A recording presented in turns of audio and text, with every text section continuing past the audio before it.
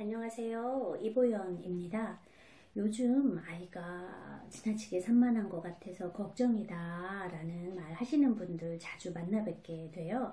그래서 오늘은 이런 산만한 아이를 도와줄 수 있는 방법들은 무엇이 있는지 그것에 대해 알아보는 시간을 갖고자 합니다.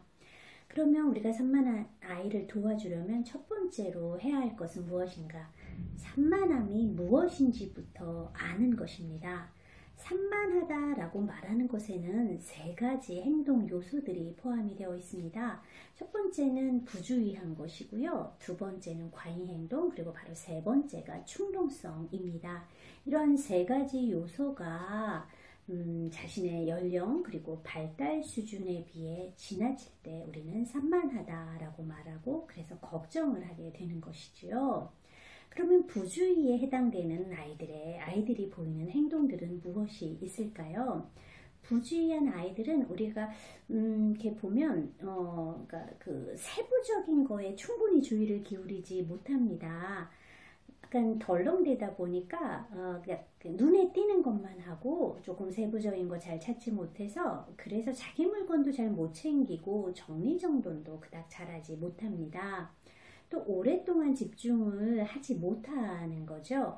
그러다 보니까 과제를 끝까지 완수하는 데 어려움이 있고 심지어 대화를 할 때도 주제에 맞춰서 이야기하기보다는 떠오르는 거 이렇게 왔다 갔다 하는 그런 부분들도 보이고 있습니다. 또한 부주의로 인해서 숙고해야 되는 것, 노력이나 깊이 있게 생각을 해야 되는 과제들은 별로 좋아하지 않습니다. 또 부주의한 아이들은 다른 사람의 말을 그렇게 잘 경청하는 것처럼 보이지 않습니다. 그래서 부주의한 아이들의 뒤통수에 대고 뭐라고 설명을 하거나 지시를 하면 아이들은 정말 못 듣게 되는 일들이 생기는 거죠. 딴 생각도 부주의한 아이들이 종종 자주 하는 그런 모습들을 이제 보이게 되고요.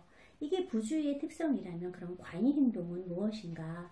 우리가 흔히 모터 달린 것 같다, 발에. 끊임없이 움직인다 라고 하는 게 이제 우리가 과잉 행동하면 이제 제일 많이 떠오르는 거예요. 그래서 과잉 행동을 보이는 아이들은 막 별명이 뭐 꿈틀이 뭐 이런 것들 되게 이제 많죠. 손과 발을 가만히 두지 못합니다. 그래서 식사 자리 특히 그런데요. 뭐 식탐이 그렇게 많지 않은 아이들 같은 경우에는 그냥 거기 앉아있는 게 너무 지루해요. 그럼 계속 몸을 이렇게 이제 흔들거나 손 이렇게 두거나 자리에 앉아있을 때 보면 꼭 다른 사람이 이렇게 얹어져 있거나 몸을 한시도 가만히 두지 못하는 그런 특성을 갖고 있고 끊임없이 움직이거나 그러니까 돌아다니거나 어디를 올라가는 그런 행동 특성들도 많이 보이죠. 또 빈번히 자리 이탈이 되게 많은데요. 요게 초등학교 가서 조금 문제가 돼요. 그러니까 초등 1, 2학년 때까지는 이제 과잉 행동이 많은 아이들은 학교로부터 좀 전화를 받죠. 아이가 수업 시간에 자꾸 돌아다녀요. 뭐 이런 얘기 듣게 되고요. 이게 행동으로도 왔다 갔다 하고 움직임이 많은 것으로도 나타나지만 과잉 행동은 말로도 나타납니다. 지나치게 말이 많죠. 지나치게 수다스러운 것도 과잉 행동의 한 증상이라고 보시면 됩니다. 그럼 충동성은 무엇인가? 충동성은 잘 기다리지 못하는 것, 불쑥불쑥 끼어드는 것, 그래서 방해가 되는 행동을 자주 하게 되는 거죠. 다른 사람의 말이 끝나기도 전에 뭐 대답을 한다거나 이것도 대표적인 충동적 행동 중에 하나입니다. 예전에 봉숭아 학당이라는 코미디 프로그램이 있었는데 거기에 맹구가 나와요. 이제 맹구가 이제 충동성을 보여주는 거죠. 선생님이 뭐 퀴즈를 내겠다라고 하면 퀴즈 아직 내지도 않았는데 퀴즈를 낼게요. 맞춰보세요. 라고 하면 저요 라고 손드는 게 바로 충동적인 행동입니다. 이러한 과잉 행동, 충동성 그리고 부주의가 정말 심하게 많을 때 이런 경우에는 이제 진단명이 또 있죠. 여러분 아마 짐작하셨을 거예요. ADHD, 주의력 결핍 과잉 행동 장애는 산만함이 지나칠 때 나타나는 것입니다. 자, 그러면 우리가 산만한 게 어떤 것인지는 알았는데 왜 아이들이 산만해지는가? 이게 조금 궁금하실 거예요. 크게 두 가지 원인을 찾아볼 수 있는데 하나는 선천적인 것입니다. 뭐 기질적인 것이라고 보시면 되는데, 선천적이다라고 하는 것은 이미 아이는 엄마 뱃속에서 나왔을 때 그 상태가 이미 아이는 산만함의 소인들을 갖고 태어났다라고 이제 보시면 돼요. 대부분의 ADHD는 이렇게 기질적으로 산만한 아이를 일컫습니다. 어떤 아이들은 기질적으로 별로 산만하지 않는데 후천적인 요소에 의해서 산만함을 보이는 경우들이 있어요. 후천적인 요소다라고 하면 뭐 다른 말로 하면 환경적 요인이다 이렇게 보셔도 무방한데요. 아이에게 가장 중요한 환경은 뭐니 해도 부모님이에요. 그러니까 아이를 산만하게 만드는 건 부모님의 양육 태도 때문에 아이를 산만하게 만들 수 있다는 거죠. 그러면 어떠한 양육 태도가 아이를 산만하게 만들 수 있을까? 가장 독보적인 거는 바로 방임이에요. 방임이라는 거는 아이가 사람이 이 사회생활을 하면서 기본적으로 지켜야 될 어떤 규칙, 규범, 그리고 절제를 전혀 가리키지 않는 거죠. 밥을 자정에도 먹었다가 안 먹었다가 자기 마음대로 하고 어느 날은 식탁에서 먹고 어느 날은 바닥에서 먹고 그래도 아무런 것도 제한하지 않았을 경우에 아이들은 자기 조절력 자체를 발달시키지 못하게 되고 그 결과 매우 산만해지게 됩니다. 그런데 또 반대로 이렇게 통제를 안 한 경우에도, 그러니까 방임은 정말 통제 안 하는 거잖아요. 통제를 안 할 때도 아이들이 정말 많이 산만해지는데 반대로 통제를 너무 많이 했을 때도 아이들이 산만해집니다. 왜 그럴까요? 스트레스 때문이죠. 아이들은 마음껏 좀 뛰어놀기도 하고 때로는 자율성도 발휘하고 즐거운 경험도 해야 되는데 딱딱 아이를 옥죄어 버리니까 아이 그런 스트레스가 이 아이의 어떤 집중력 저하나 안절부절이나 혹은 분노감 그리고 그로 인한 충동적인 행동 이런 걸로 이제 표현이 된다라는 것입니다. 또 다른 환경적인 요인은 뭐냐면 부모님이 방임도 하지 않았고 그렇다고 해서 애를 막 이렇게 지잡듯 잡지도 않았어요. 그런데 어느 날 이 아이가 어린이집을 가고 나서부터 혹은 학교를 가고 나서부터 매우 산만해졌어요. 그럴 경우에는 외부의 그 요인이 있을 수 있다는 거죠. 아이에게 중요한 환경, 학교, 기관, 혹은 선생님, 친구, 이웃 이들이 스트레스원이 될 수도 있어요.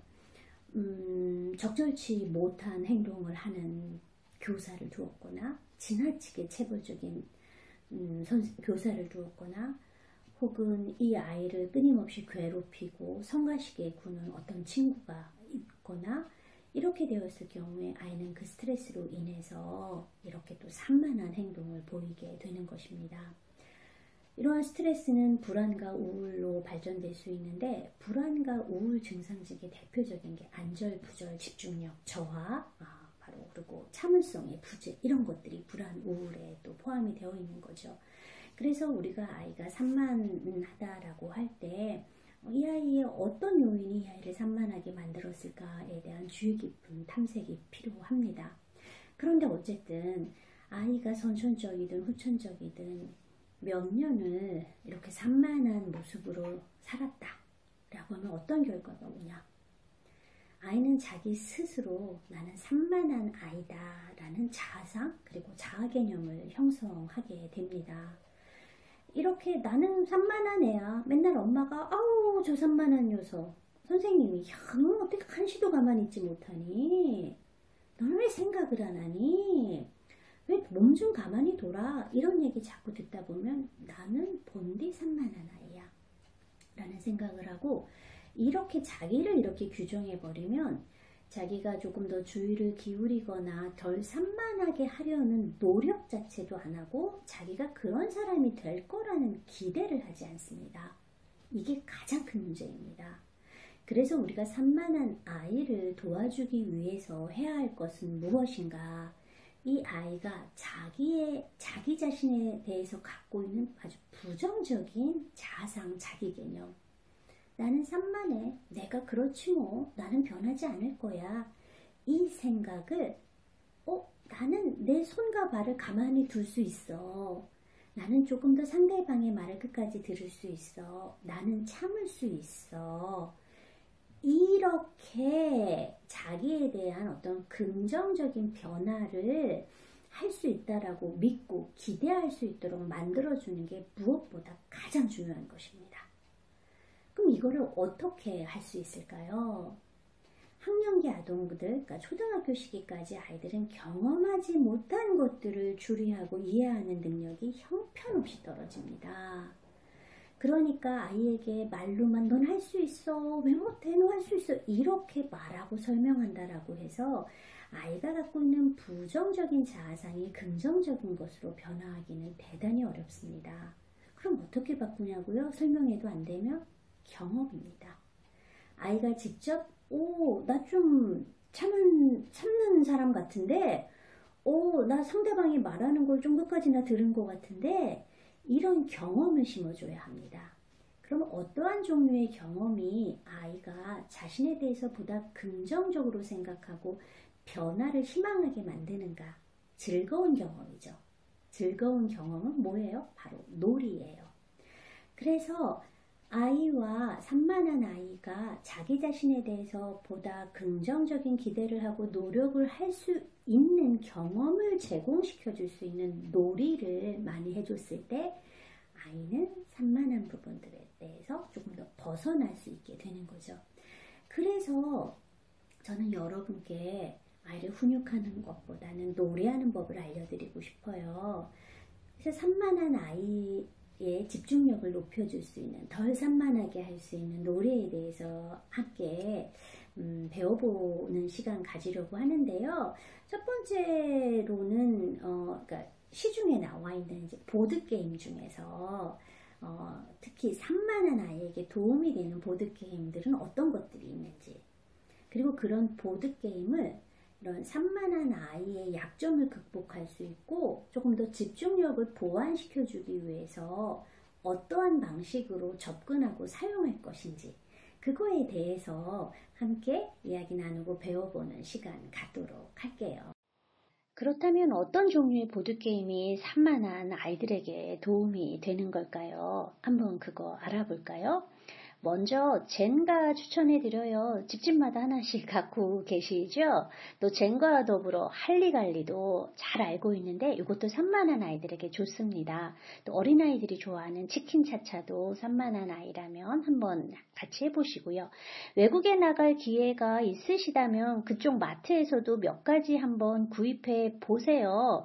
권해드리고 싶은 거는 퍼펙션이라는 보드게임이고요. 또 이거와 더불어 아이들이 좋아하는 오퍼레이션 흥미진진하답니다. 또 마지막으로 게스후도 산만한 아이에게 권합니다.